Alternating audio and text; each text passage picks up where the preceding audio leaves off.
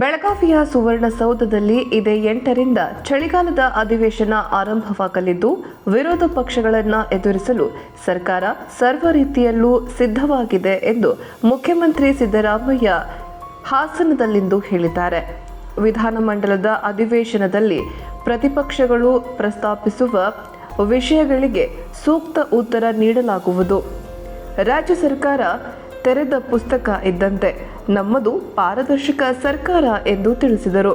ಹಾಸನ ಜಿಲ್ಲೆಯಲ್ಲಿ ಮಾನವ ಮತ್ತು ವನ್ಯಜೀವಿಗಳ ಸಂಘರ್ಷ ಹೆಚ್ಚಾಗಿದ್ದು, ಇದನ್ನು ರಾಜ್ಯ ಸರ್ಕಾರ ಗಂಭೀರವಾಗಿ ಪರಿಗಣಿಸಿದೆ.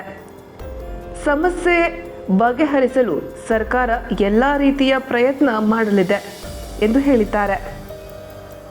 ಸಂಸತ್ ಮತ್ತು ವಿಧಾನಸಭೆಯಲ್ಲಿ ಮಹಿಳಾ ಮೀಸಲಾತಿ ಕುರಿತು ಜಾರಿಯಾಗಬೇಕು ಎನ್ನುವುದು ಪಕ್ಷದ ಅಚಲ ನಿಲುವಾಗಿದೆ.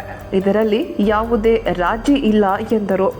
ಪ್ರಶ್ನೆಯೊಂದಕ್ಕೆ ಉತ್ತರಿಸಿ ಮಾತನಾಡಿದ ಮುಖ್ಯಮಂತ್ರಿ ಹುದ್ದೆಯ ವಿಚಾರವಾಗಿ ಪಕ್ಷದ ಹೈಕಮಾಂಡ್ ತೆಗೆದುಕೊಳ್ಳುವ ನಿರ್ಧಾರಕ್ಕೆ ತಾವು ಮತ್ತು ಉಪಮುಖ್ಯಮಂತ್ರಿ ಡಿಕೆ ಶಿವಕುಮಾರ್ ಬದ್ಧರಾಗಿದ್ದೇವೆ ಎಂದು ತಿಳಿಸಿದರು. ಸಿದ್ದರಾಮಯ್ಯನವರು ಹಿಂದಕ್ಕೆ ಏನು ಮಾಡಿದ್ರು, ಇವನ್ನೆಲ್ಲ ಯಾರು ಮಾಡ್ತಾ ಇರೋರು?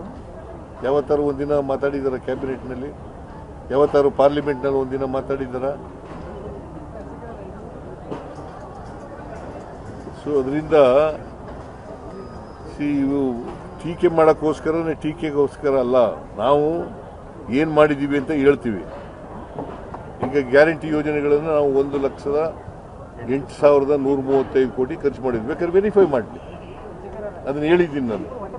ಕೃಷ್ಣ ಬೈರೇಗೌಡನು ಕೂಡ ಹೇಳಿದ್ದಾನೆ.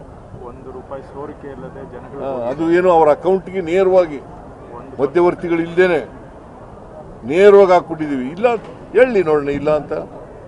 ಇದೇ ನರೇಂದ್ರ ಮೋದಿಯವರು ಈ ಕಾರ್ಯಕ್ರಮವನ್ನು ಜಾರಿ ಕೊಡಕ್ಕಾಗಲ್ಲ.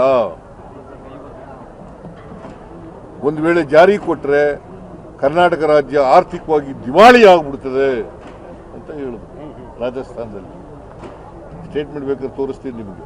ನಾವು ಮೊದಲಿನಿಂದ ಮಹಿಳಾ ಮೀಸಲಾತಿ ಆಗಬೇಕು ಅಂತಕ್ಕಂಥವ್ರು. ಪಾರ್ಲಿಮೆಂಟ್ನಲ್ಲಿ, ಅಸೆಂಬ್ಲಿನಲ್ಲಿ ಎರಡೂ ಕಡೆ ಮಹಿಳಾ ಮೀಸಲಾತಿ ಆಗಬೇಕು ಅಂತಕ್ಕಂಥದ್ರಲ್ಲಿ ನಾವು ಮುಂಚೂಣಿಲಿ ಇರ್ತಕ್ಕಂಥ.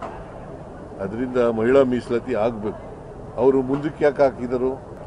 ಮೀಸಲಾತಿ ಕೊಡಬೇಕು ಅಂತ ಅಂದಮೇಲೆ ಕೊಟ್ಬಿಡ್ಬೇಕು, ತಕ್ಷಣ ಕೊಡಬೇಕು. ಅದಕ್ಕೂ ಇದಕ್ಕೂ ಏನ್ರಿ ಸಂಬಂಧ? ಈಗ ಕನಿಷ್ಠ ಪಕ್ಷ 27 ಕೂಡ ಮಾಡಬೇಕು. ಅನಿಮಲ್ ಕಾನ್ಫ್ಲಿಕ್ಟ್ ಅನ್ನು ನಾವು ಗಂಭೀರವಾಗಿ ತಗೊಂಡಿದ್ದೀವಿ. ಡಿಸ್ಟ್ರಿಕ್ಟ್ ಇನ್ಚಾರ್ಜ್ ಮಿನಿಸ್ಟರ್ ಆಗಿದ್ರು ಇಲ್ಲಿಗೆ ಹಾಸನಕ್ಕೆ. ಇದ್ರೆ ಕಾನೂನು ರೀತಿಯ ಕ್ರಮ ತಗೊಳ್ತೀವಿ. ನಾನು SP ಜೊತೆ ಮಾತಾಡ್ತೀನಿ. ಕೂಡಲೇ SP ಜೊತೆ ಮಾತಾಡಿ ಅಲ್ಲೂ ಕೇಳಿದ್ರು, ಬೇರೆಯವ್ರು ಹೇಳಿದ್ರು ನನಗೆ. High command is very strong. High command ಏನು ತೀರ್ಪು ಕೊಡ್ತದೆ ಆ ತೀರ್ಪಿಗೆ ನಾನು DK ಶಿವಕುಮಾರ್